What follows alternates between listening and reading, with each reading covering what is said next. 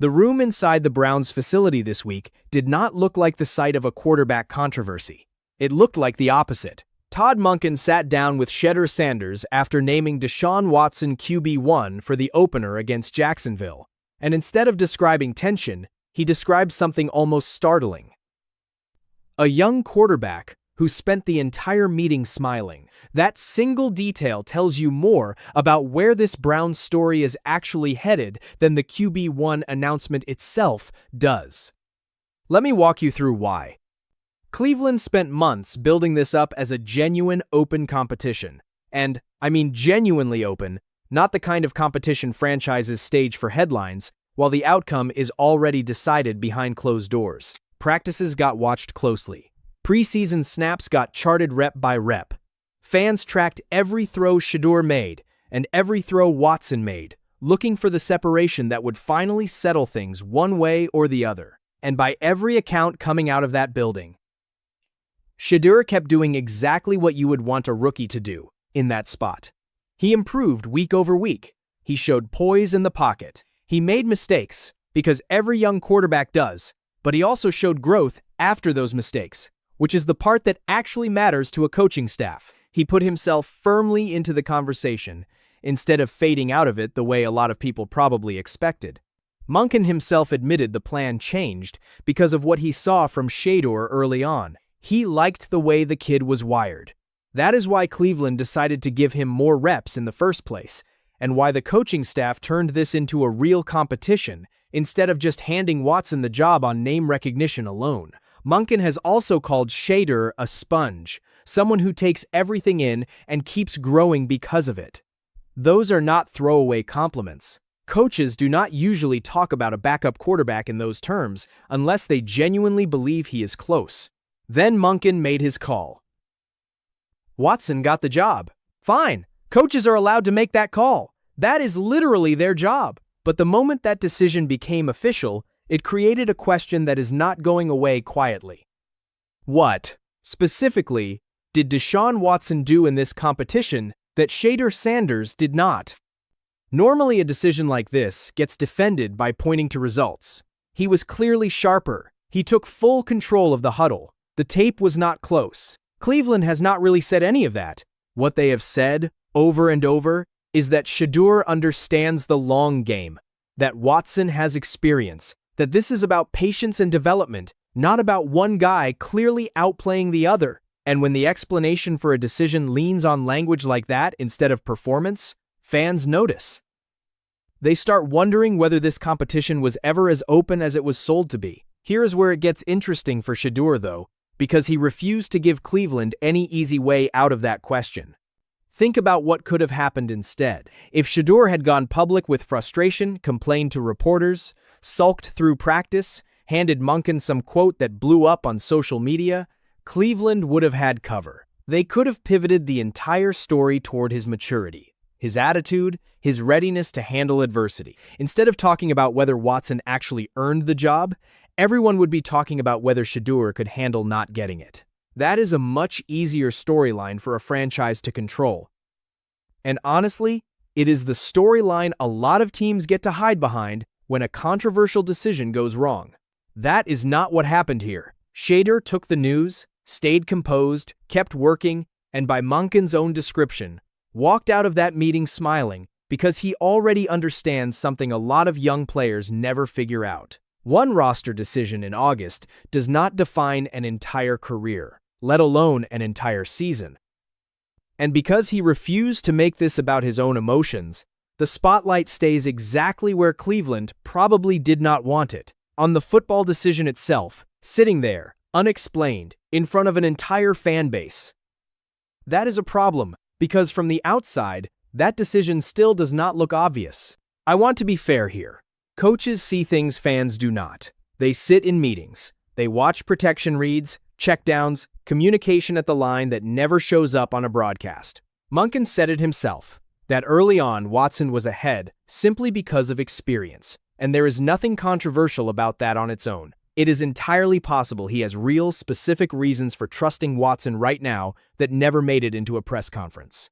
But when a decision is this controversial, the guy who gets the job has to make the reasoning obvious once real games start. Explanations stop mattering in September. Results start mattering. And that shift is exactly why I think Watson may be walking into one of the smallest margins for error of any starting quarterback in the league this year. Here is why that margin is so thin. If the Browns had a forgettable backup sitting on the bench, Watson could stumble through a slow start and nobody would blink. Rough opener, a little rust, give him time. That is usually how it goes for a guy coming off multiple surgeries and roughly 2 years without meaningful football. But that is not the situation in Cleveland. Sitting right behind him is a quarterback. A huge chunk of this fan base already watched compete for the exact same job all summer long and came away thinking he deserved it. That changes the math completely. Every incompletion gets measured against a name fans already have in their head. Every stalled drive turns into a debate instead of just a bad series. That is what makes quarterback controversies so different from other position battles. Nobody riots over a backup guard. And Cleveland's fan base is not exactly sitting on a deep well of patience right now. This is a franchise that has burned through quarterbacks, plans, and promises for years, watching new regimes arrive with new answers that never quite become the answer. People are tired of hearing about trusting the process while the offense goes nowhere on Sundays. So, when you combine a fan base with almost no patience left, a starter coming off 2 years of injury and inactivity, and a backup with real organic public support, you have built the exact conditions for a quarterback controversy to explode the moment the results are not there. And some fans are not even waiting to see how the season plays out before reacting. There is already talk in Cleveland about frustrated fans planning to boo Watson and signs circulating downtown, pushing people to skip games entirely until Shedeur gets his shot. Some of that talk is coming directly from people connected to the dog pound, the loudest and most loyal part of this fan base. The group of franchise genuinely does not want turning against its own quarterback in September. Whether that actually shows up as empty seats or a hostile stadium remains to be seen, but the fact that fans are organizing around it at all tells you something important. People do not start printing flyers and putting up signs when they feel good about where a team is headed. Now, here is a theory that has been floating around Browns circles, and it is worth sitting with for a second, even if it sounds extreme at first. Some people believe none of this is really about picking a starter at all. The idea is that Cleveland is not fully trying to win right now, that this entire quarterback situation is what some are calling sophisticated tanking. Look at the pattern, naming Watson the starter, but refusing to commit to him beyond week 1, not clearly separating the reps in a way that lets either quarterback build real rhythm. Barely touching the quarterback room in the draft or free agency outside of this specific competition. If you are genuinely trying to find your franchise quarterback, you do not intentionally split reps so thin that neither guy ever really looks good. You get one of them the ball and let him cook. The fact that Monken has been unusually cagey about committing past week 1, with people around the team calling it one of the shortest leashes they have ever seen a coach put on a starter, only adds fuel to that theory. Whether or not you buy into that idea, one thing is objectively true. Naming a starter in August and staying committed to that starter through a rough September are two completely different situations. Coaches talk a big game about sticking to the plan and not overreacting to small samples. But their job, at the end of the day, is to win. If one quarterback is not getting it done and the other one is sitting there ready, with a fan base already chanting his name before the season has even kicked off, that conversation becomes impossible to avoid for very long.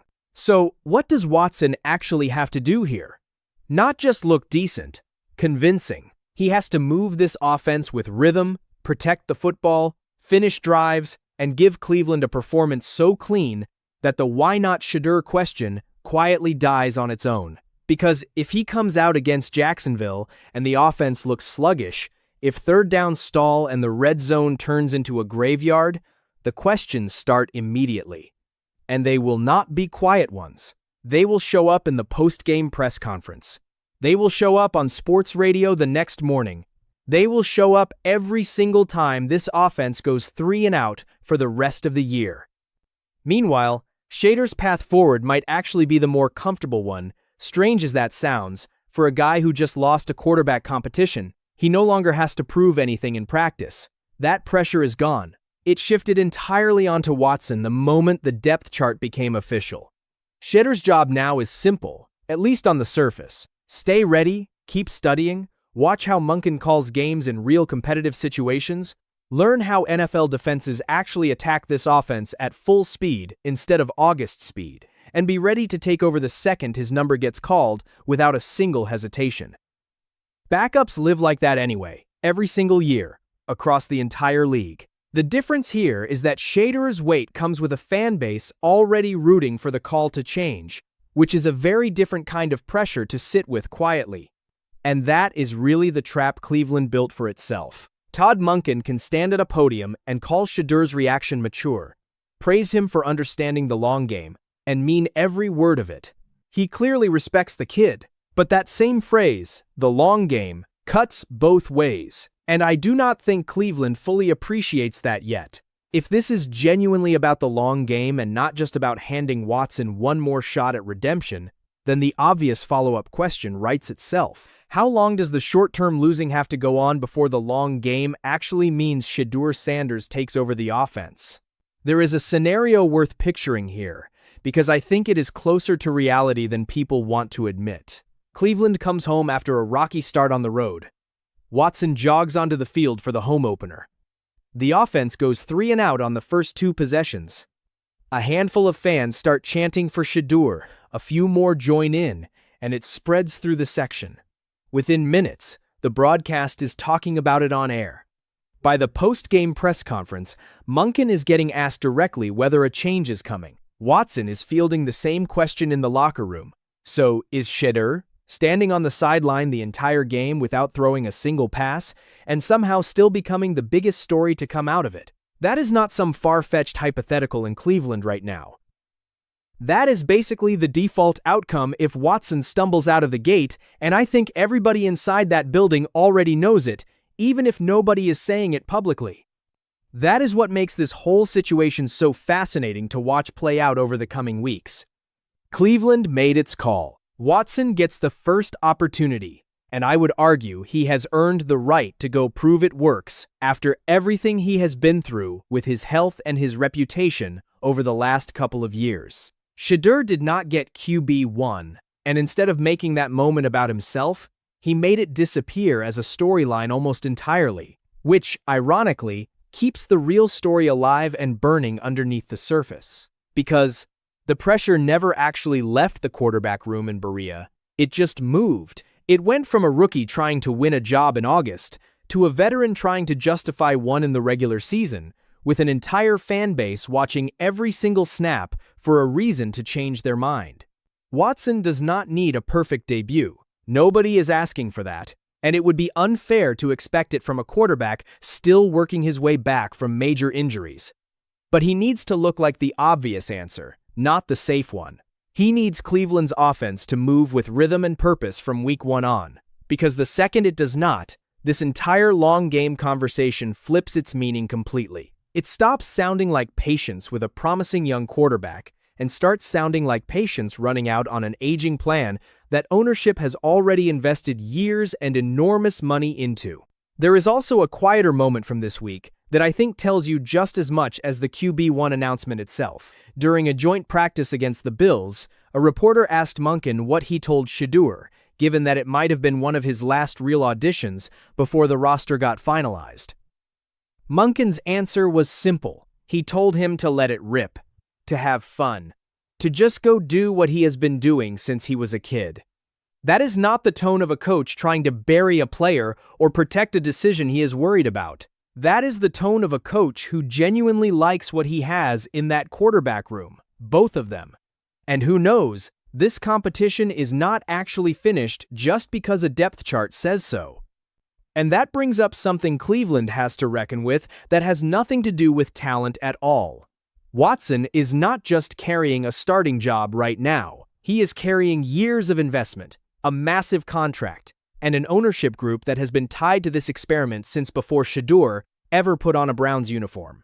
If Watson wins, all of that gets justified in one swing. The front office gets to point at the scoreboard and say the plan finally worked. If Watson struggles, none of that history disappears. And it becomes even harder to explain why the guy so many fans already wanted stayed on the sideline while the losses piled up. That is a heavier kind of pressure than anything Shedeur is dealing with right now, because Shedeur has nothing to defend. He only has something to prove, and he gets to prove it on his own timeline instead of under a countdown clock. So, maybe the real question here is not whether Todd Monken made the right call in August. Maybe it is whether that call was ever actually as final as it sounded when he announced it. Week 1 only tells us who takes the first snap against Jacksonville. It does not tell us who is still starting in November. It does not tell us who wins over that locker room, or that fan base, or the future of this entire offense. Those answers have not been earned yet by anybody. And in Cleveland, of all places, that is exactly the kind of uncertainty that tends to turn into a full-blown quarterback controversy before the leaves even start changing.